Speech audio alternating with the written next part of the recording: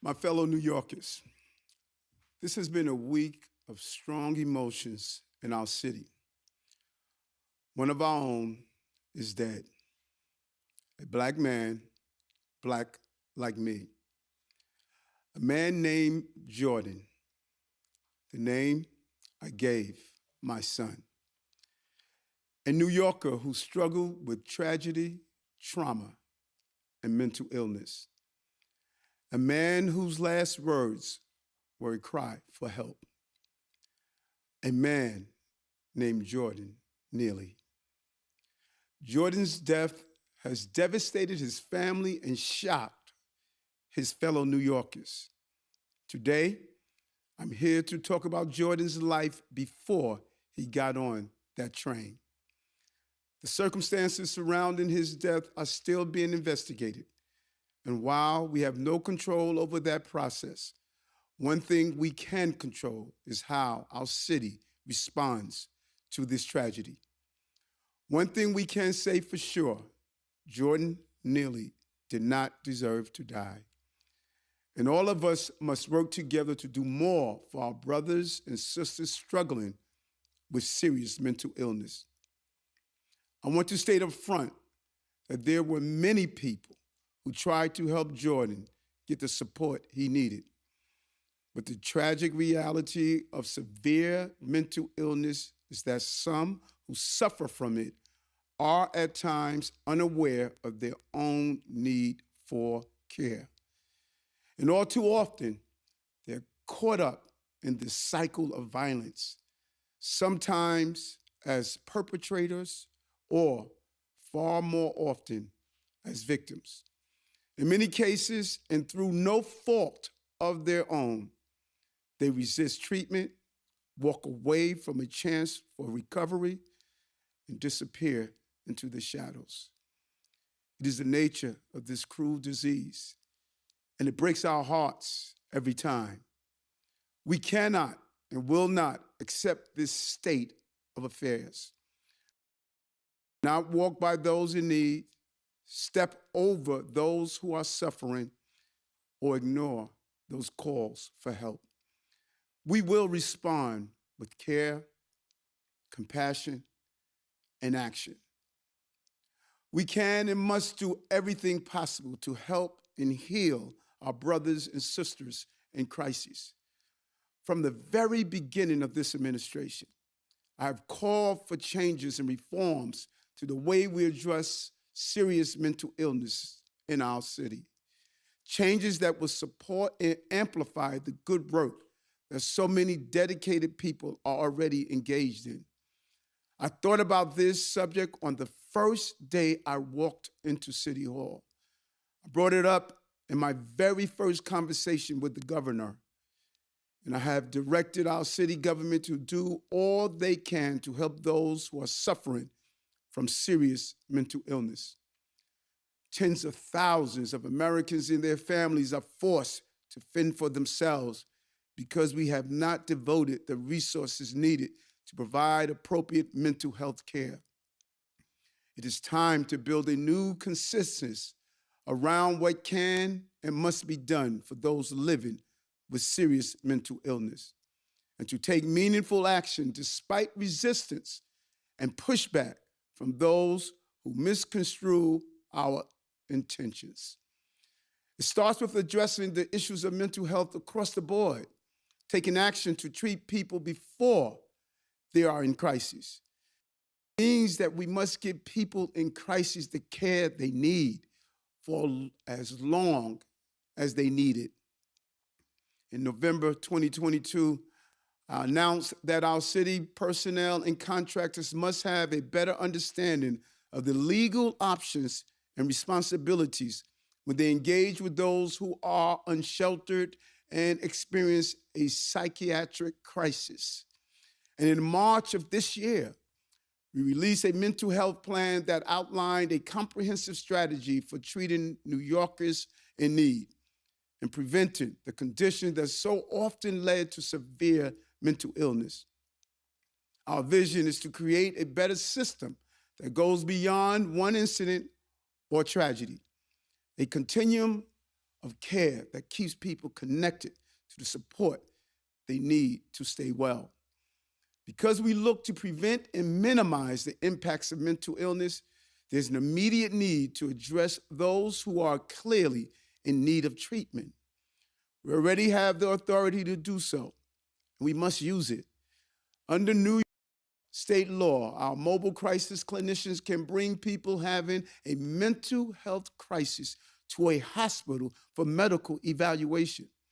And if physicians at that hospital find that the person has a mental illness and is dangerous to themselves or others, they have the authority to admit that person and retain them for treatment, even if the person does not agree to it. Our Coordinated Behavioral Health Task Force, also known as CBHT, is the guiding force behind this effort. Made up of a key staff from across city government, our state partners, and the community-based groups we contract with for street and subway outreach, the task force meets weekly. Their job is to find solutions for those unsheltered New Yorkers who are struggling with mental illness and refusing efforts to connect them with housing and support. Through the work of the task force, we have managed to bring many people in crisis to the hospital for desperately needed care. We are helping them stabilize and heal from the ravages of homelessness and long-term untreated psychosis. And most importantly, we are connecting them with supportive housing and all the care and services they will need to succeed when they return to the community. When people are referred to these kinds of services, whether by a court order or other means, a good outcome depends on their participation and cooperation. Service providers make repeated attempts to keep those who need help engaged in the programs that are available to them. But there's no guarantee that those efforts will succeed. This is the kind of care Jordan needed, and that so many were trying to get for him. It wasn't always successful. Over the last several years, Jordan interacted with many city agencies and community-based organizations and providers. He had various encounters with the criminal justice system and was provided services to help him live safely in the community. But those efforts were not enough, and we must find ways to strengthen our system. It starts with investigation and accountability. Next week, we will bring together the leaders of the 5 organizations that we contract with to provide homeless outreach services for a summit on improving outcomes for people with serious mental illness. All of us will sit down at City Hall to develop an action plan to ensure accountability when there are missed opportunities to get those in crisis the help they need. We're also opening this discussion up to other stakeholders as well, including our faith leaders. Later today, I'm convening a meeting with a group of our faith leaders to discuss how we can address this challenge together. They are on the front lines of this issue, and we need their help and support. I urge all New Yorkers to do what they can to help other New Yorkers in need by joining up with groups like New York Cares, a volunteering organization that does great work for our city, or the Street Homeless Advocacy Project, an outreach organization founded by my good friend, civil rights leader Norman Siegel. We know that New Yorkers care, and we want our laws to reflect that as well. That is why we are urging our partners in Albany to act on the legislative agenda that I first announced in November, which we have now put forward as a bill entitled the Supportive Interventions Act.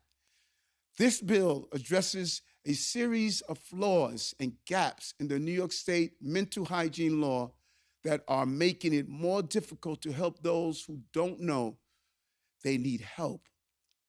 We see this in one heartbreaking case after another.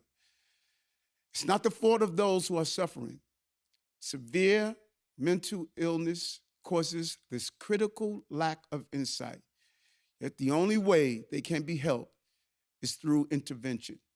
This is precisely why we need the law on our side. We need the tools to get people into treatment at critical moments when they are simply unable to self-direct. And that is what the Supportive Intervention Act is about.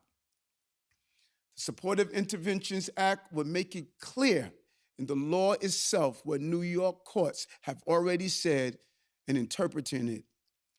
When mental illness prevents a person from meeting their basic needs to such an extent that they are a danger to themselves, the state has the authority to intervene.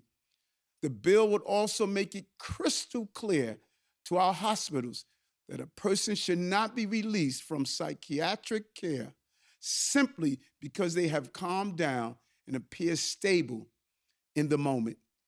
People in crisis often need extended hospital care to fully recover.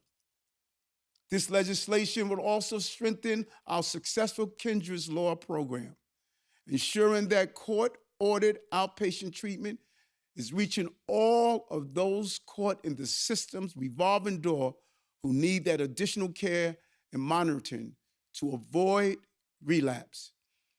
We'll be making a major push on this legislation in the remaining weeks of the session. I'm proud of the strong support we have received for it from the folks doing this important work in the trenches every day, such as Bronx Works and Project Renewal. We'll be building out the coalition and urgent action from Albany, action that can save lives. I urge our state lawmakers to pass this bill. I urge the governor to increase mental health resources in her next budget as she did in this one. It's time to strengthen accountability, expand services, increase funding, and advocate for a new era of reform and progress in mental health care. We need to be honest. There are more Jordans out there. People who are loved, people in need of compassion, treatment, and protection. People like Jordan. Jordan Neely's life mattered. He was suffering from severe mental illness, but that was not the cause of his death. His death is a tragedy that never should have happened. My heart goes out to Jordan's family, who's suffering great pain and uncertainty about the circumstances of his death. No family should have to suffer a loss like this, and too many Black and brown families bear the brunt of system long overdue for reform. Our work starts with acknowledging that we must reverse the effects of decades of disinvestment in housing, healthcare, and social services. We must recommit to our shared civic responsibility to look after each other as a city, as a society, as human beings who care. There were many people who did care about a man named Jordan, but it wasn't enough this time. We must keep trying before we lose another Jordan.